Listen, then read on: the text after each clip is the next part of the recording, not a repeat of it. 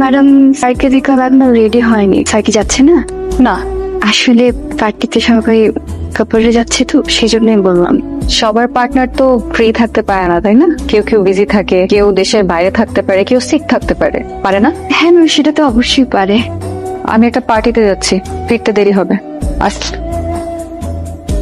এই পূর্ণতা, hello sir, আমি পূর্ণতা। থ্যাংক ইউ সো মাচ, আপনি আপনার সুন্দর পার্টিতে আমাকে ইনভাইট করেছেন। I am really glad. আপনি কষ্ট করে আসছেন, আপনাকে অনেক ধন্যবাদ।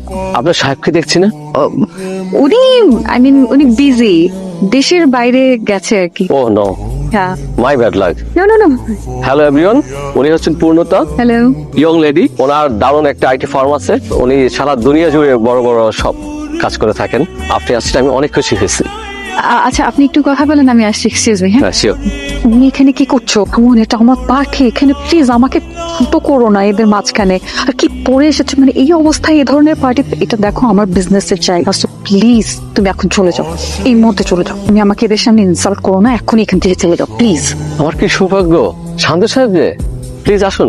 আপনি আসছেন, আমি সিরিয়াসলি বিশ্বাস করতে পারছি না। এক্সকিউজ মি এভরিওয়ান, উনি হচ্ছেন মিস্টার শাহরিয়ার শান্ত, একজন বিখ্যাত চিত্রশিল্পী। আমি প্যারিসে একজন বিখ্যাত চিত্রশিল্পীর কাছে ওনার নাম শুনেছি। ওনার কাছে শান্ত সাহেবের অনেকগুলো আঁকা ছবি আছে। শান্ত সাহেব কিন্তু একজন ভালো মানের ইন্টেরিয়র ডিজাইনার এবং একজন খুব ভালো মানুষ।